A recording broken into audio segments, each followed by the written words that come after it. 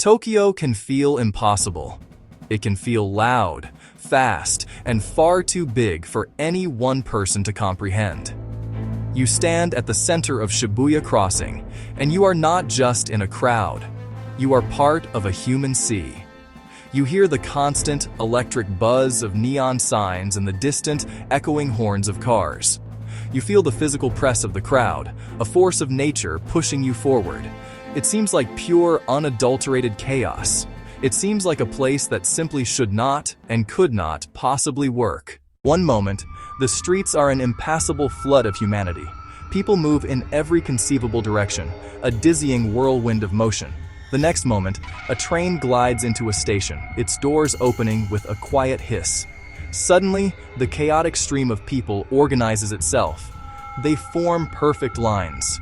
The flow of bodies slides into the train cars like water pouring into a mold. The doors close. The train departs, exactly on time. The city maintains its powerful, unbroken rhythm. This is the core paradox of Tokyo. It is a metropolis that thrives on density and speed, yet it achieves a state of functional grace that eludes much smaller, simpler places. The feeling of being overwhelmed is real, but it is an illusion born from scale. The chaos you perceive is not a sign of a system breaking down. It is the visual signature of an incredibly complex system working at peak efficiency. The city's energy is not random. It is channeled. The noise is not just noise. It is the sound of a city in perfect, perpetual motion.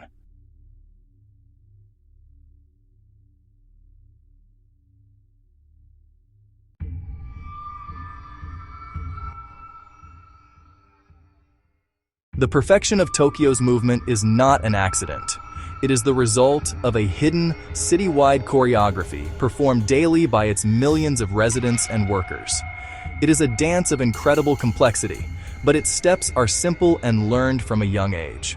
This choreography is visible everywhere. You see it in the way pedestrians form two distinct lanes moving past each other without collision. No one directs this. It just happens. It is an instinct for collective order.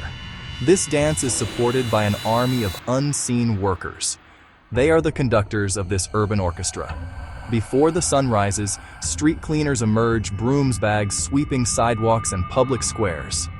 They erase the traces of the night, leaving the city pristine. Platform attendants in crisp uniforms, white gloves against grimy tracks. They are not just standing there. They ensure boarding and disembarking are swift, safe, seamless. To understand Tokyo, you must first understand its trains. They are more than a mode of transport. They are the city's circulatory system, the arteries, the veins. The network is vast, intricate, almost bewilderingly complex. Yet for the millions who use it daily, it operates with a reliability that borders on the supernatural. Trains arrive not just on the minute, but on the second. The entire city sets its watch to their schedule, a testament to a system refined over decades. The perfection of the rail system begins with the timetable. This is not a rough guideline. It is a sacred text. Schedulers plan routes with microscopic precision, accounting for every second of a train's journey. At the stations,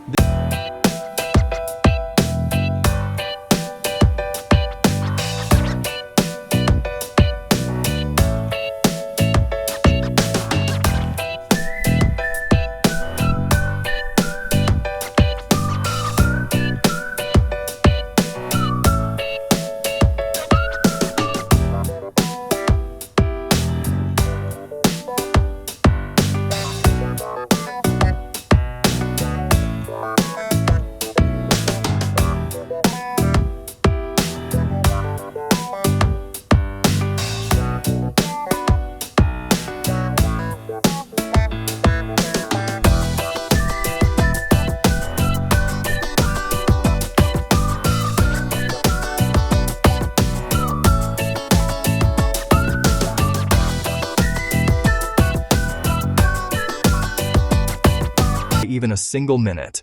The train company may even issue official delay certificates for passengers to show their employers as proof that they were not at fault for being late.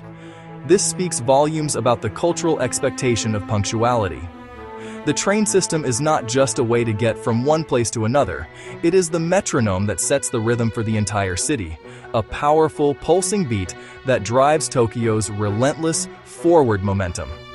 The true engine of Tokyo's order is not its technology or its infrastructure, but its people. The city's functionality is built upon a foundation of collective discipline and social consideration. This is not a discipline enforced by authority or fear of punishment. It is a deeply ingrained cultural value, a form of social consciousness that guides individual behavior for the good of the group. You see it in countless small, seemingly insignificant acts that, when multiplied by millions, create a society of incredible harmony and efficiency. Observe the behavior on a packed subway car during rush hour. The train may be filled to capacity, with people standing shoulder to shoulder, yet it is often nearly silent. Passengers instinctively avoid loud conversations. Speaking on a mobile phone is considered a major breach of etiquette. People hold their bags in front of them to take up less space. They automatically cede priority seats to the elderly, pregnant, or disabled without a word being spoken. This shared space is treated with a level of respect that transforms a potentially stressful commute into a moment of quiet, collective calm. This behavior is taught from the earliest age. In Japanese schools, students don't just learn mathematics and history, they learn how to be a member of a group. They clean their own classrooms, serve lunch to their classmates, and participate in group activities that emphasize cooperation over individuality. These lessons instill a powerful sense of responsibility and an awareness of how one's actions affect the community.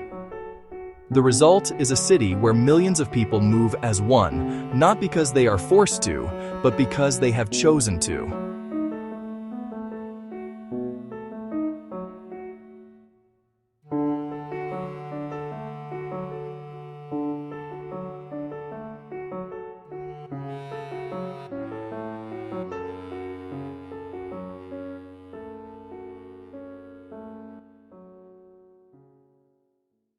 Tokyo's order is not just a matter of culture, it is also a triumph of design. The city has been built and rebuilt with a profound understanding of how to manage the movement of massive numbers of people. Its physical layout is a carefully constructed blueprint for flow. Every street, every station, every public space has been optimized to guide people, reduce friction, prevent bottlenecks. This urban planning is a silent partner in the city's daily dance. Look at the city's major intersections, public squares. They are not just open spaces, they are meticulously engineered environments. Crosswalks are exceptionally wide, capable of absorbing the surge of thousands of pedestrians at once. Walkways are clearly delineated. Tactile paving helps the visually impaired. Signage is ubiquitous. Multilingual, clear enough to guide tourists and commuters. Even the seemingly chaotic back alleys and narrow streets often have an underlying logic, creating shortcuts that disperse foot traffic. This design philosophy is most apparent in the city's train stations. Stations like Shinjuku are multi-level labyrinths, platforms, corridors, retail spaces. They function because of brilliant wayfinding. Color-coded floor lines guide transfers. Overhanging signs feed constant information. Flow is managed by gates, escalators, staircases separating incoming and outgoing streams. The city has learned from its past. Destroyed and rebuilt multiple times, Tokyo corrected mistakes and adapted to growth. Each reconstruction phase brought innovations for safety, efficiency, livability. Architecture and planning actively shape movement. The city becomes a director, nudging millions along pathways of least resistance, ensuring the urban river keeps flowing. In Tokyo, technology is not a flashy gimmick. It is a quiet, indispensable tool woven into the fabric of daily life, working in the background to maintain order. It acts as the city's nervous system, sensing, processing, communicating information in real time to help manage the immense complexity of urban life. This technology is at its most powerful when it is almost invisible, supporting human behavior rather than trying to replace it. It is the seamless integration of the digital and the physical that gives Tokyo its resilient, responsive edge. The train system is a prime example of this synergy. While human staff perform their duties on the platform, a sophisticated network of sensors and computers tracks every train's position with down-to-the-second accuracy. This data feeds into the digital displays that update passengers on arrivals and departures, and into the apps on their phones that suggest the fastest, least crowded routes. In the event of an earthquake, a constant threat in Japan, this system can bring every train in the affected area to a safe and immediate halt, a technological marvel that saves lives. Beyond the rails, technology manages the flow of the entire city. Smart traffic signals adjust their timing based on real-time vehicle and pedestrian density, optimizing movement and reducing congestion.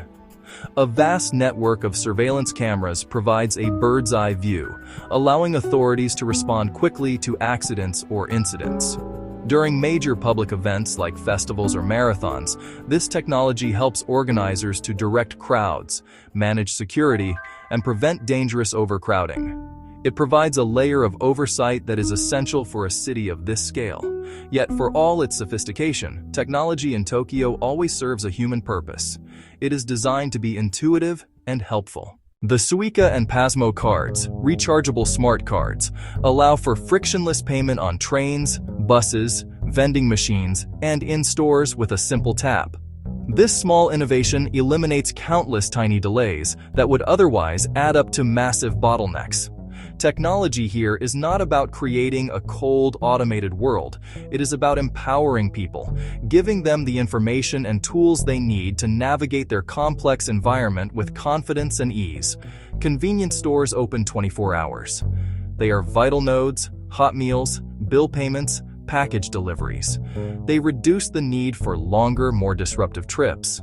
The workers, the technology, the infrastructure, the ingrained habits of the people combine to create a system where chaos is not just managed, but engineered out of existence from the ground up. If you stand on a rooftop at night and look out over the city, you can finally see it. What seems like random chaos from the street resolves into a breathtaking pattern from above. Endless streams of car headlights on the expressways move with a steady, hypnotic pulse. The city lights don't just flicker, they flash in a coordinated rhythm.